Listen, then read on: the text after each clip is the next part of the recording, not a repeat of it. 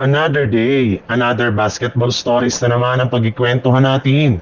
At ngayon nga, yung balitang may gagawin pa nga daw pong move ngayon ang Los Angeles Lakers. At ang balitang trade sa pagitan ng Milwaukee Bucks at Golden State Warriors. Matapos nga ang naging performance ni LeBron James kahapon, ay may ilang mga fans na nga ang nagsabi na parang hindi nga daw 41 years old ang edad ni LeBron kapag nagseseryoso ito sa kanilang laban.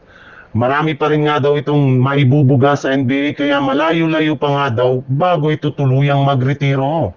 At base nga sa ibinulgar ng isang NBA insider, malabo nga daw na magretiro agad o lumipat ng ibang team si LeBron sa pagtatapos ng season gayong balak pa nga nito na manatili sa Lakers ng ilang taon at kumuha dito ng bago at mas mababang kontrata. Plano na nga ni LeBron na pababain ang kanyang magiging susunod na contract which is willing rin naman nga na ibigay sa kanya ng Lakers next off-season upang sa ganon ay magkaroon sila ng sapat na cap space para makakuha ng mga bagong players na magpapalakas sa kanilang lineup. Pero bago pa man nga mag-focus ang Lakers sa pagpapanatili kay LeBron ay mas pinagtutuunan muna nga nila ng pansin ang pagkuha ng mga bagong players na magpapalakas na sa kanilang lineup. At isa nga sa mga pwede nila ditong gawin ay ang trade sa Los Angeles Clippers kung saan makukuha nga nila dito sina Derrick Jones Jr., Chris Dunn gamit ang kanilang mga players na sina Dalton Kenick at Gabe Vincent. Sa ibang balita naman, kahit man nga maganda ang ipinapakitang performance ng Golden State Warriors sa pagkapanalo nila sa kanilang last 2 games, ay nananatili pa rin nga sila sa ibaba ng standing ng Western Conference.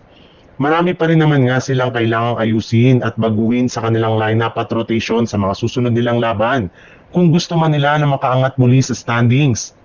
At isa nga sa mga binabalakan nila ditong gawin ay ang pagpapalakas ng kanilang front court sa pamamagitan ng pagkuha ng bagong center sa trade market. At una na nga sa listahan ng kanilang mga target ngayon ay si Miles Turner.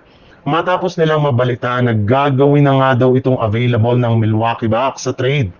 Kung inyo ang matatandaan, sinubukan na nga ito ng Golden State Warriors na kunin last off-season. Sadyang naunahan lamang nga sila dito ng Bucks. At ngayon nga na may pagkakataon ulit sila na kunin ito ay sigurado na hindi nila ito palalagpasin pa.